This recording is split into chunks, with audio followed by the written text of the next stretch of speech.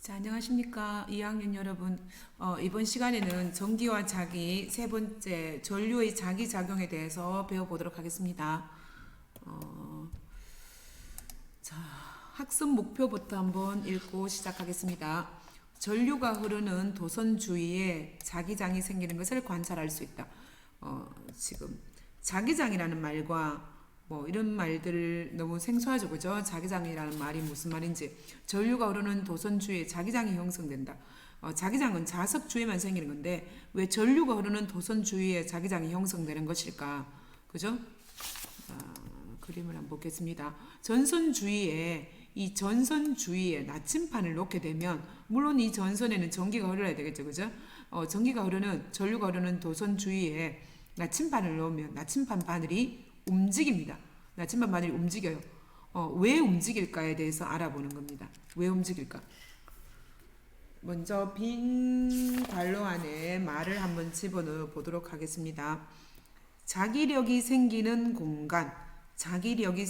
공간을 자기장이라고 말합니다. 자기장. 이렇게 자석이 있을 때 자석에 영향을 미치는 이 자석의 힘에 영향을 미치는 이 공간 어느 정도 벗어나면 자기력이 미치지 않겠죠, 그죠? 자기력이 미치는 이 공간을 자기장이라고 합니다. 나침반 바늘의 방향은 나침반 바늘이 N극이 가리키는 방향이 바로 자기장의 방향입니다.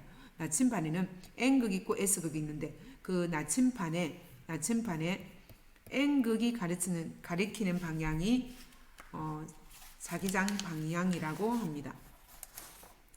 막대 자석 주위에 보면 우리 초등학교 때도 배웠는데 막대 자석 주위에 이렇게 보면 N극, S극이 있으면 막대 자석 주위에 철가루가 이렇게 보면 철가루들이 막 이렇게 보이죠, 그죠?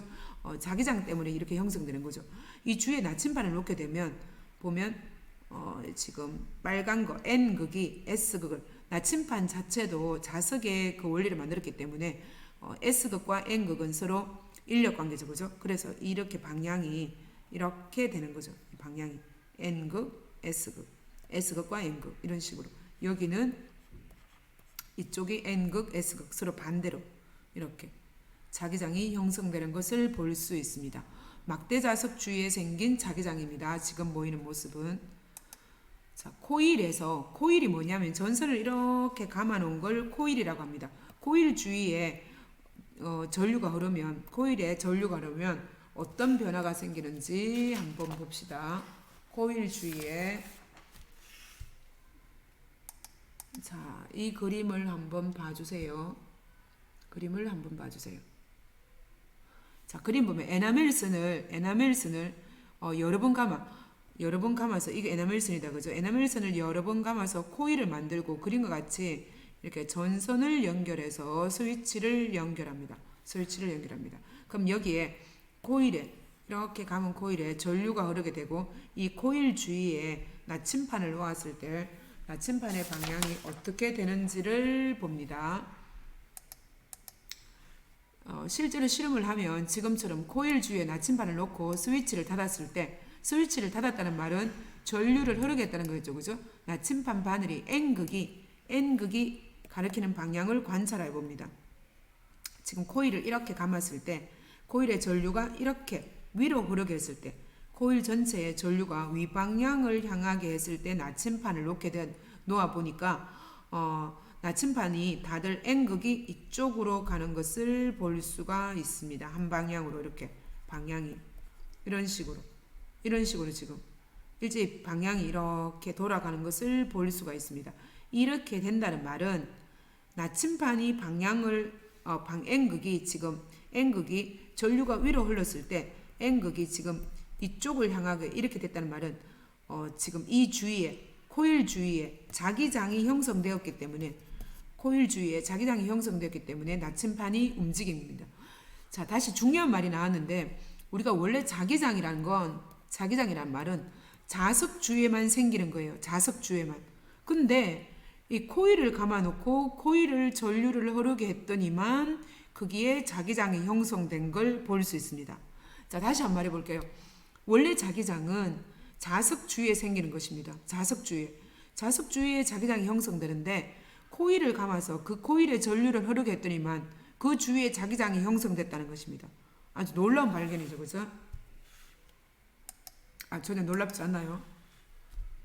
자, 다시 한번 보겠습니다. 이번에는 전류의 방향을 반대로 했더니만 아까 위로 올라간 거와 지금 보면 위로 올라갔을 때는 N극이 왼쪽을 향했죠, 그죠? 전류를 밑으로 했더니 N극이 오른쪽을 향했습니다. 전류를 아래로 이렇게 코일에서 전류를 아래로 흐르겠더니만 이 코일의 N극이 이쪽을 향한 걸 볼 수 있습니다. 이렇게. 자, 다시 한번 볼게요. 중요한 것입니다. 전류를 위로 흐르게 했을 때 N극이 왼쪽을 향했지만 이렇게 했을 때는 반대가 됐죠, 그죠? 이걸 보면 전류의 방향이 바뀌게 되면 자기장의 방향도 바뀐다는 걸 알 수 있습니다. 자, 다시요. 전류의 방향이 달라진다면 자기장의 방향도 달라진다는 사실을 발견했습니다. 한 번 더 보겠습니다. 자, 눈으로 확인해 주세요. 자, N극이 어디를 향하는지 확인해 주세요. 네. 자, 한 번 더. 자, 이렇게 달라졌습니다. 자, 이제 정리를 해보겠습니다.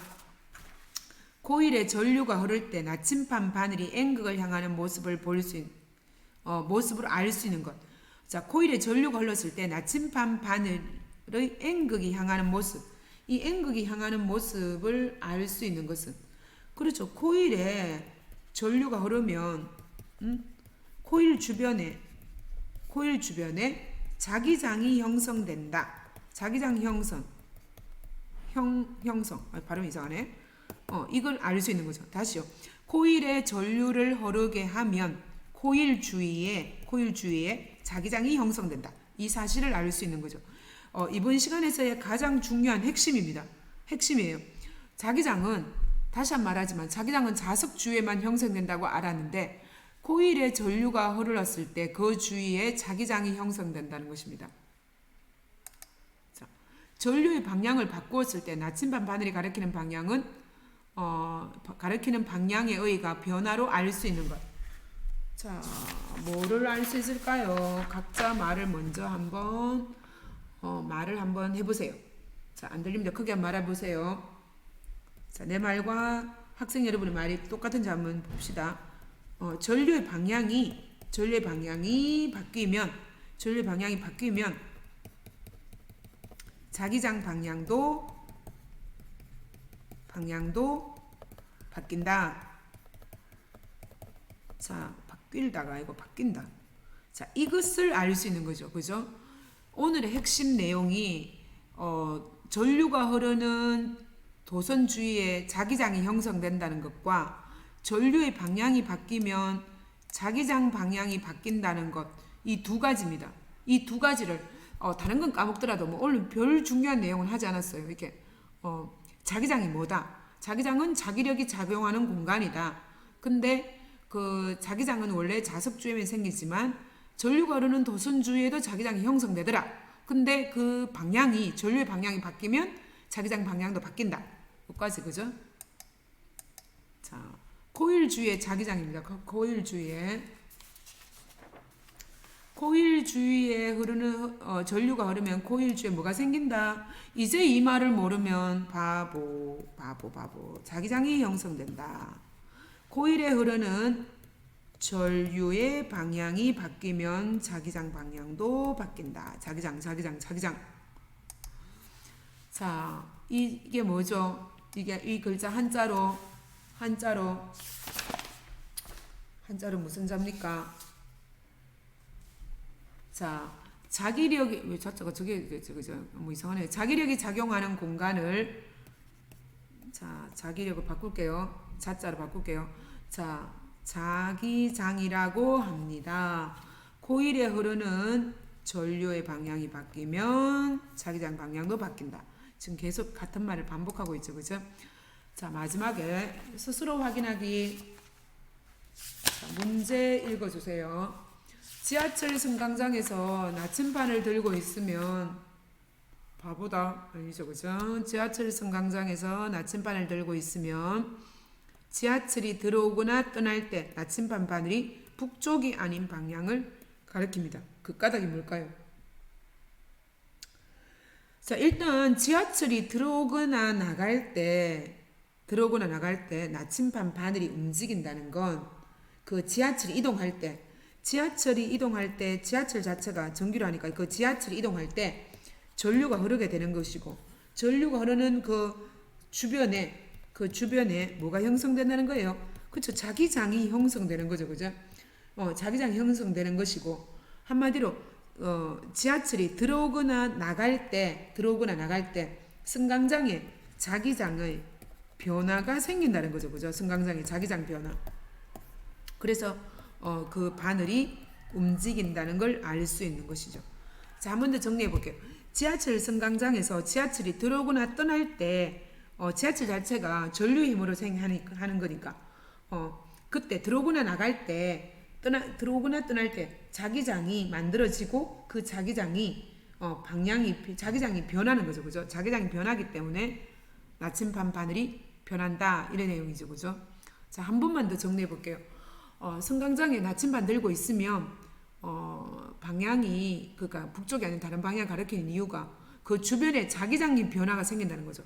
자, 잘 모르겠으면 지하철이 들어오거나 나갈 때는 자기장 변화가 생긴다. 왜냐하면 들어오고 나가는 그거에 전류가 흐르기 때문에 그 전류 방향을 달리하는 거죠. 그죠? 그래서 자기장 방향에 변화가 있을 거다. 그래서 바늘이 변화가 생겼다. 이걸 알 수 있는 것이죠.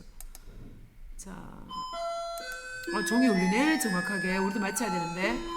자, 다음 시간에는 전류가 흐르는 도선이 받는 힘. 이 전류가 흐르는 도선에서 자기장이 형성되기 때문에 또 다른 도선은 힘을 받게 되는데 그거에 대해서 배워보도록 하겠습니다. 창문은 열지 마세요.